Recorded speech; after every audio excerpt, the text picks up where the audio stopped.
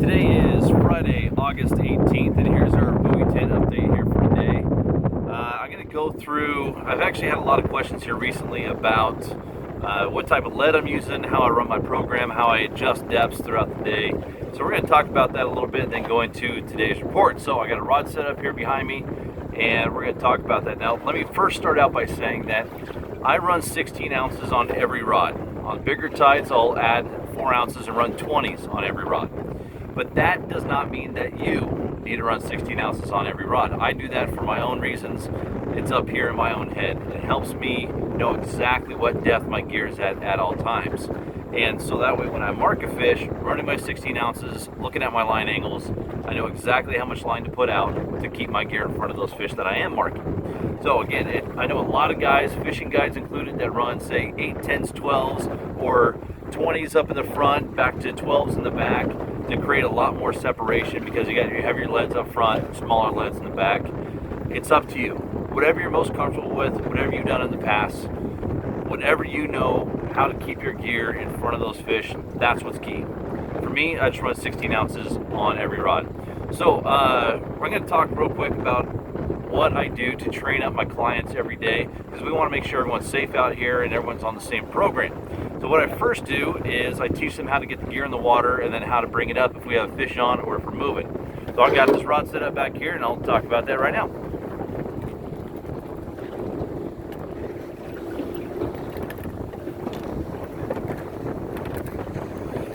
So what I first do is I tell them that we want the hooks clear.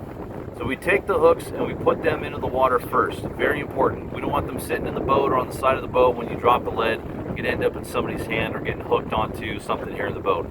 So your bait or your spinner always goes in the water first. Then you grab your flasher. That goes in the water first. And out here on a day like today when that wind's blowing, of course now the wind's not going to blow that much, but when that wind's blowing, it'll twist up all your gear. So you do not want that flasher swinging around like this, getting everything all spun up. So hooks go in the water first, grab a good hold of your flasher, then your flasher goes in the water, then you hang onto your lead, point your rod out to the side of the boat, let go, and it pendulums perfectly away from the boat, keeping your gear from getting all tangled up. Oh, waves, sorry. Don't want my phone going in the water. Getting a little windy out here. Okay, so now I'm going to talk about when we're clearing gear. When we're clearing gear, I tell every single one of my guys to remember a number. The number is 6. Stop at 6 feet every single time when you're coming up. And the reason why is I'll hop back here behind the seat. When I stop at 6 feet on the line counter, see if I can get far enough back. When you stop at 6 feet on the line counter, you can lift your rod tip up and that lead will come right into your hand. So I'll do that here now.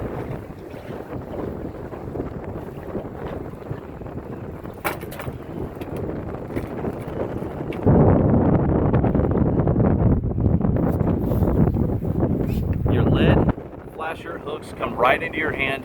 It's not swinging around at head level. We don't want that, especially with big hooks, a pound of lead swinging around when everyone's trying to rush around the boat and fight a fish.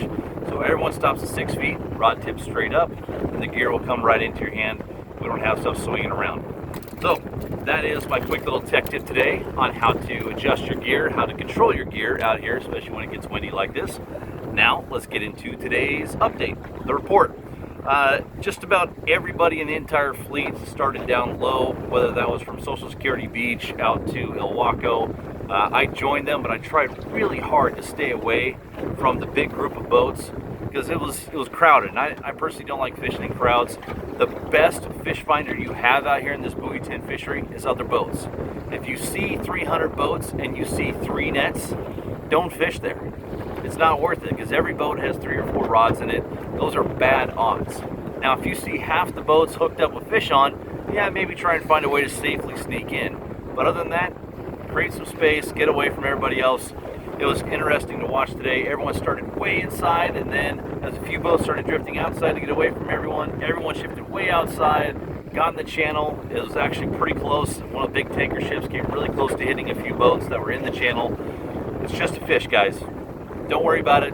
Create plenty of space between boats. don't fish in the channel, especially when there's a lot of commercial traffic going on. So there was a decent bite going on down there, whether it was down around buoy 10, 12, 14. I started down around 10 and then working my way up on that incoming tide. Well, we had scratch fishing down low at the tide change. I saw a few boats do okay, but we really didn't do all that well. I went to the program that worked really well for us yesterday, and it didn't work that great. So what I did at that point was kind of just look at the current. You know, it seemed like a few more fish caught on the Washington side as opposed to the Oregon side today. Sorry, that's what's cool about down here. People ask you if you're all right just because I'm floating. So a guy came by and just made sure we were okay. So that's awesome. We're all here to help each other out. Cool guy. Okay, so again, we were just fishing down there around buoy 10. Saw a few fish get caught. It was okay, but for the number of boats, was not impressed. Went to the program that worked yesterday. Bite here, bite there, not all that great. But I started paying attention to the direction of the current on the incoming tide. And again, it changes every hour, every day, every tide change. So don't necessarily apply this to every day or if you're coming down this weekend, because it may not be the case. Today specifically, the currents seem to be running from south to north, a little bit more on that incoming tide.